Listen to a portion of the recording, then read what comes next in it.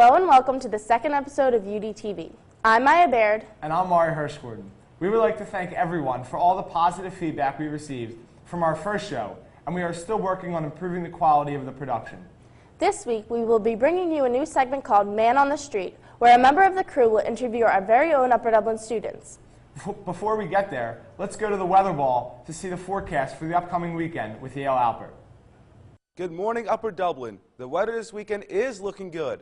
Friday, we are looking at a high of 56 and a low of 45 with 10% chance of precipitation.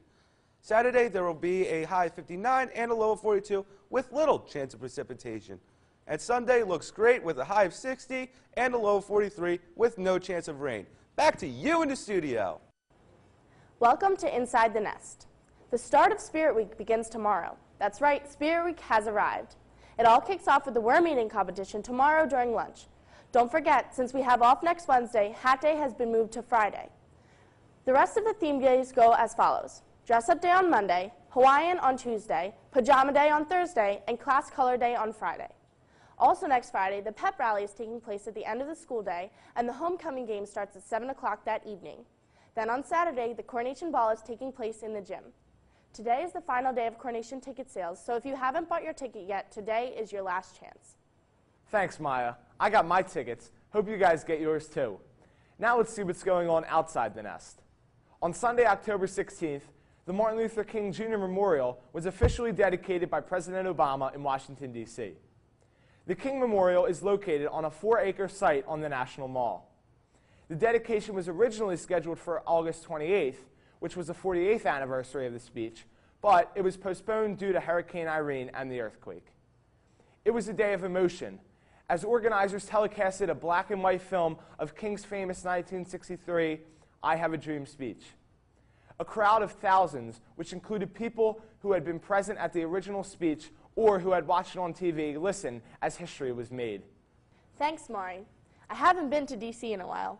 I'll be sure to check this out the next time I visit our nation's capital. Well, for now, let's go to Scott Flixian for the educational segment. Welcome to the educational segment. I'm Scott Flickstein reporting from the dungeon. The SAT word of the day is morose. Morose means to have a sullen or gloomy disposition. Today in history was actually a record-setting day back in 1993. The historic 1993 World Series was played between the Philadelphia Phillies and the Toronto Blue Jays.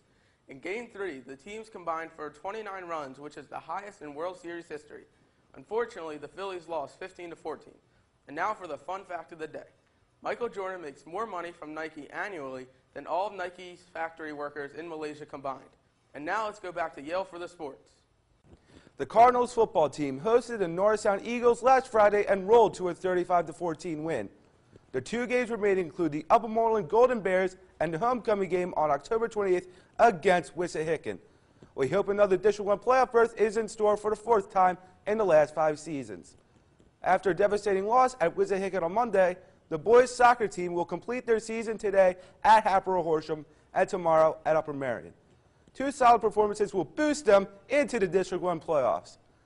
The Lady Cardinals field hockey team wrapped up another impressive league record. After going 9-3 with the second-place finish in the Suburban 1 American Conference, the girls look to make a deep run in the playoffs. Congratulations to the girls' soccer team on winning another conference championship. Finally, special recognition goes out to the girls' cross-country team who just completed their 3rd straight perfect regular season. Friday, they will look to win their 3rd consecutive league championship. Now back to you in the studio. Thanks, Yale, and good luck to all of our Cardinals, especially Mr. Gianmarco's girls' cross-country team. This week, we went around the school and asked students what they thought about the new enhancement periods.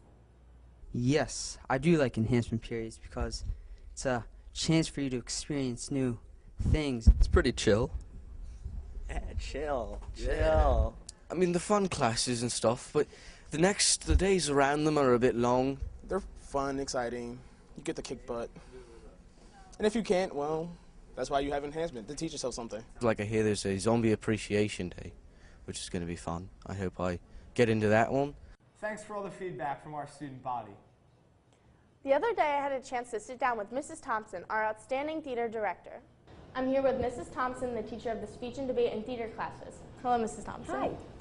So in addition to your super busy school schedule, you're also the club advisor to the drama club. So can you tell us a little bit about your upcoming theater season? Oh, I'd love to. Very busy season this year. We're starting off with our fall drama, Rabbit Hole, written by David Lindsay Abair, Pulitzer Prize winning play that I think the students are really going to love, and that's in November. Then we move on to, in January, a family-style Broadway show concert, Broadway Rocks for Kids. We'll be using elementary school kids, middle school, and high school.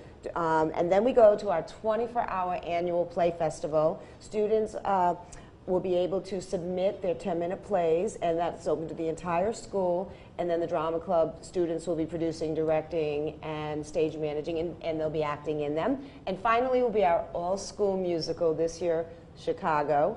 And we'll actually be performing at Wissahickon High School and rehearsing here, and that will be in April. That's awesome. Thank you so much. Oh, you're very welcome. Thanks again, Mrs. Thompson.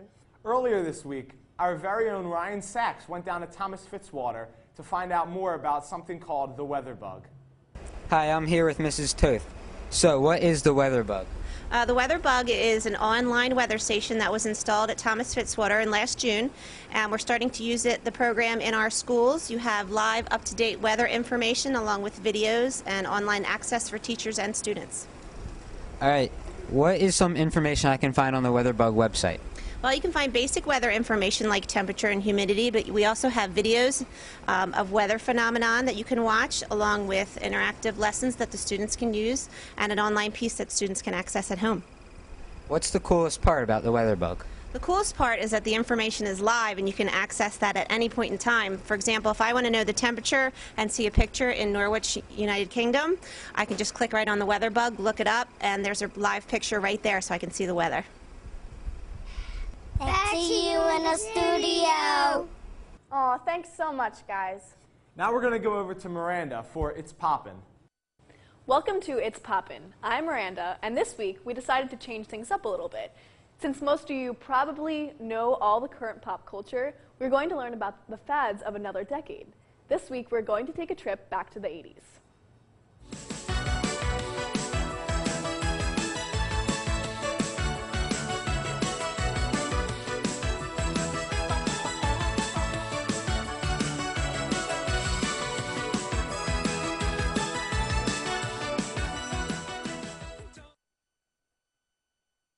If we went to high school in the 80s, life would be a lot different.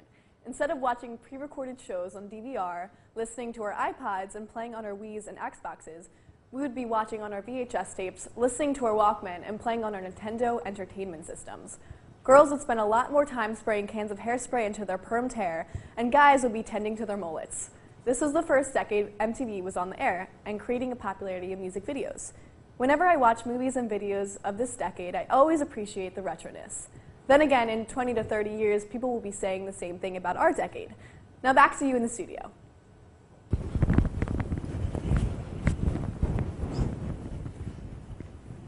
Sorry, we just really like the 80s. Well, thanks, Miranda. This concludes our second episode of UDTV. I'm Mari Hirschgordon. And I'm Maya Baird. For the entire crew at UDTV, thank you for watching and have a great day.